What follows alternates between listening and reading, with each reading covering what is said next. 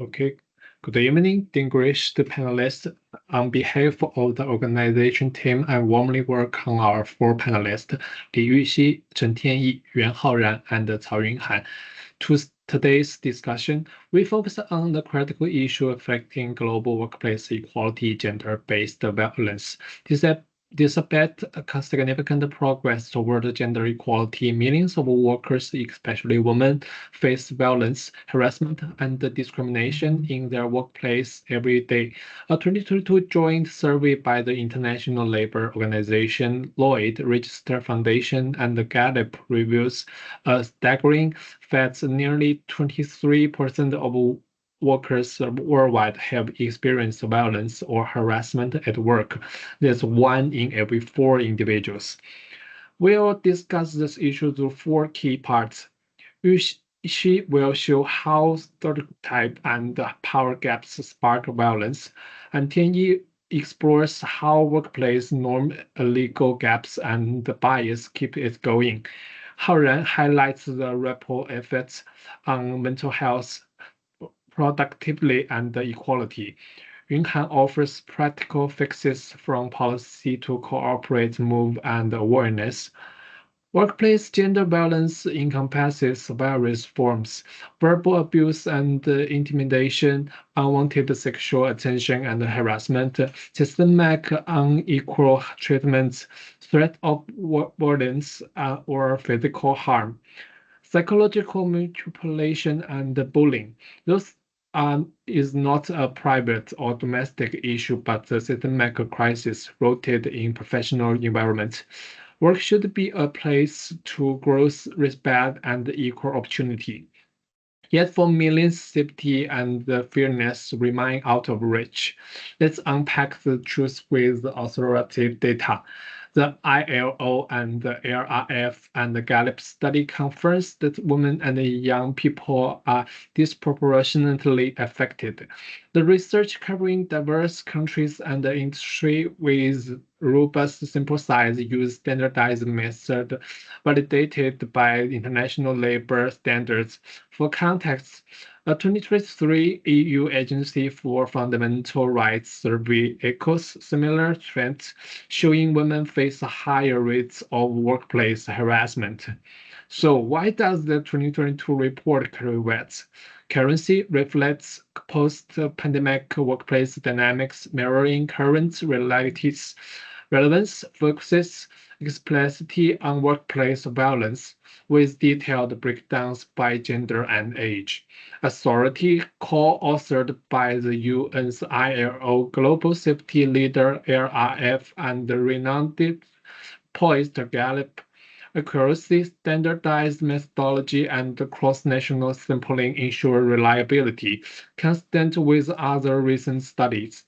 Purpose-informed international policy and workplace safety standards, not commercial interest, enhancing objectively.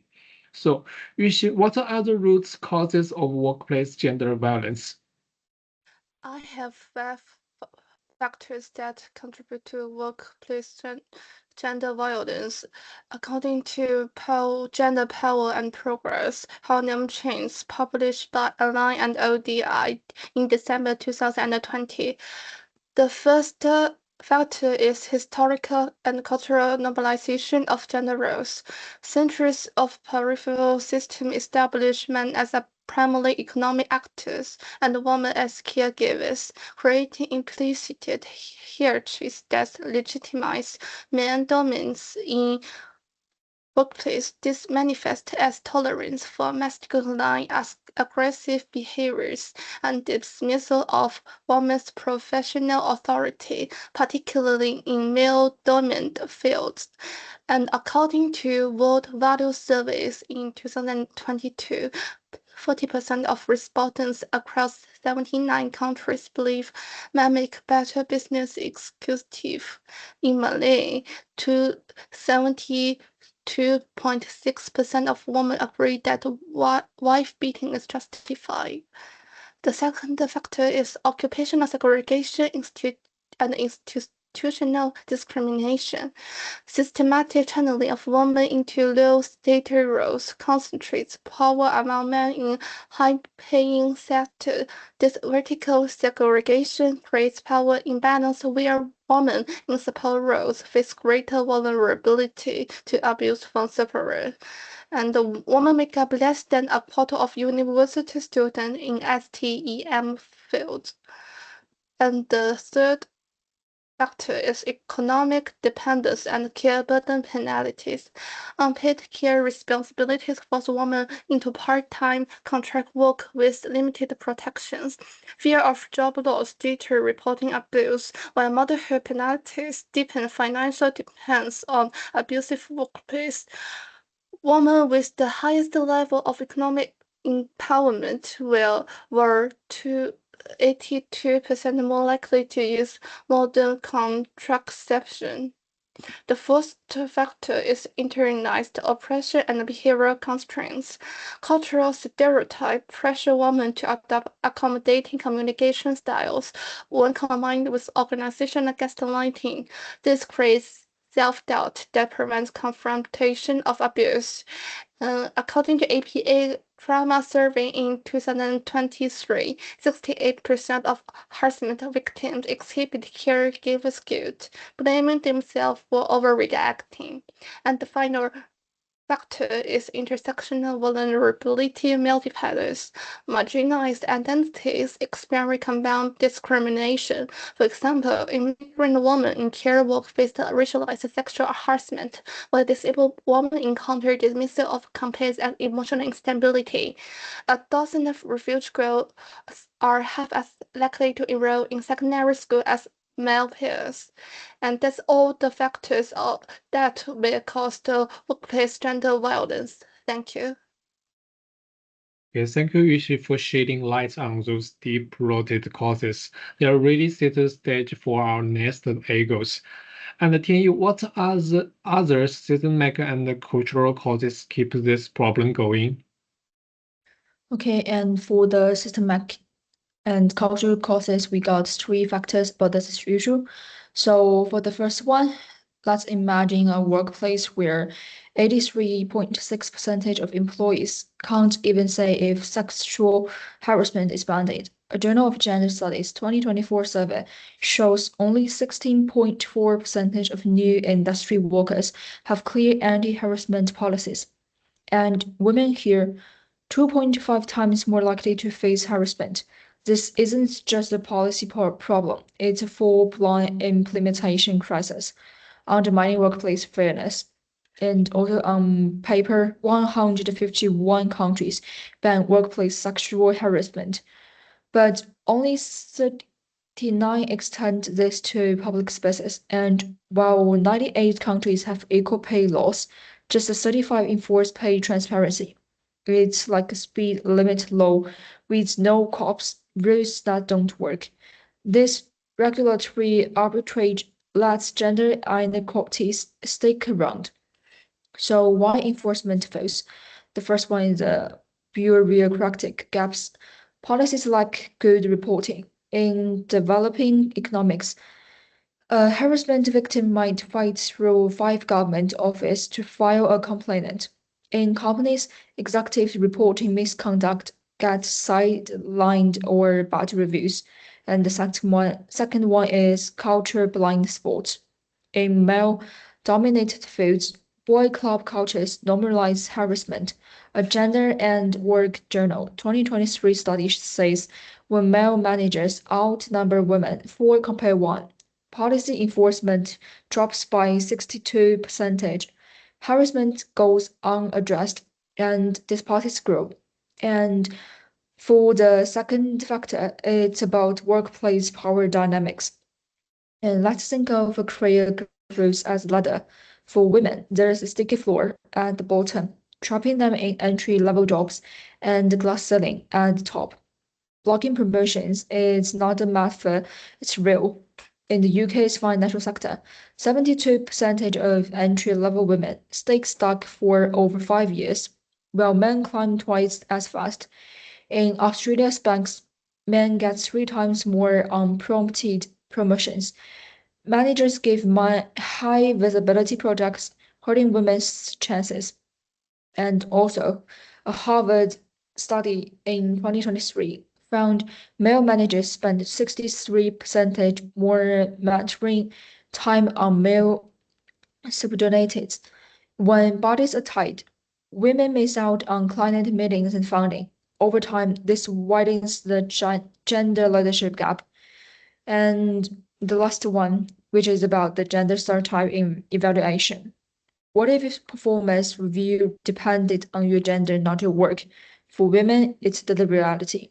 At the Taiwanese University, Asia Pacific Education Research Journal 2024, female STEM teachers with under 10 years experience get scores 1.2 points lower. Students think women can't do tough math. Women also rate themselves 0.1 standard deviation lower than the others. Men only 0.04 standard deviation. This self-critical gap makes them undersell the work.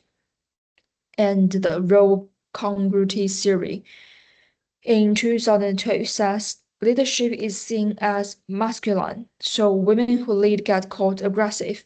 ICLEI 2023 found women need 20% more exceptional ratings to get promoted. Unfair and barrier leadership. These issues are connected. A system keeping gender inequality alive. Weak policies let bias grow, power dynamics back stereotypes, bad evaluations lock in inequality. So that's all the factors about this issue. Thank you. Okay, so much appreciated, Tianyi. Your points on systematic gaps show why isolated fixes are not enough. Haoran, can you talk about how gender-based violence in the workplace impacts victims? Okay, now we can see the impact on victims in the workplace. It includes three parts. Firstly is the career development obstacles. Gender-based violence blocks career paths. Women facing harassment may miss promotions in male dimension field like construction. Female workers often lose keys on-site training, handling skills. The secondly is the psychological stress. Victims suffer high stress, anxiety, depression. Transgender employees with workplace gender-based violence report threefold more anxiety symptoms with non-victim peers. This causes the focus issues, poor job performance, long-term mental health risks, and finally is the economic losses. Trauma-related leave cuts income, cost of legal help, therapy, or job changing to escape violence straining faces. Low-wage workers may face debate or struggle to cover basics. Next, I will show the problems and harms. The enter theme can be divided into three parts. We can see the rights revolution and career stagnation first. Workplace gender violence violates rights. Teach study found 40% of women avoid senior rulers due to fear, starting both careers and economic growth. Next is retaliation. Victims reporting often face retaliation. The 2008 Guangzhou case saw a harassed woman wrongfully fired as the union presided profits over her rights. The anomaly says the abyss earning trust and the human cost Cui Lili. In 2023, sales director Cui Lili was drugged and raped by her boss on a Hangzhou business trip. She suffered nightmares, panic attacks, and strained relationships, unable to work or trust others. Finally, I will do the conclusion about the impact on victims in the workplace.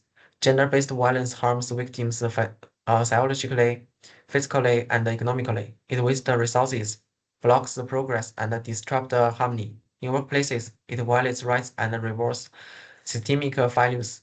We must act, raise awareness, demand accountability, and push for protective policies.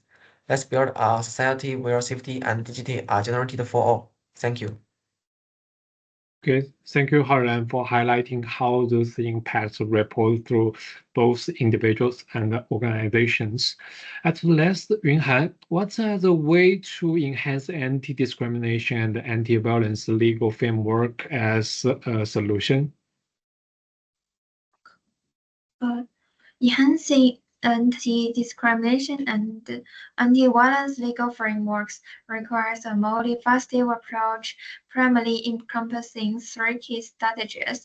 First, countries should formulate and implement comprehensive laws in line with the UN SDG 5, explicitly prohibiting gender-based violence in the workplace, including physical violence, sexual harassment, psychological harassment, and other forms. For example, establish the legal principle of consent as the core to define rape, ensuring legal protections for victims. We will eliminate discriminatory causes against women in laws such as ensuring equal rights for men and women in marriage, divorces, employment, and other aspects. Regarding this part, it is partially mentioned in Against the Winds and Tides, a review of status of women and gender equality in the Arab region. Second, promote gender equality-related systems, set quotas for female seats in national parliaments and global the local governments to enhance women representations in decision making. As SDG 5 data shows, as of January 1st, 2024, women accounted for only 26.9% of seats in national parliaments globally, and the quotas can accelerate this process. Additionally, employment equal pay for equal work eliminate the gender pay gap and safeguard women equal rights and interest in employment and career development. This data is mentioned in Target 5.5 SDG 5.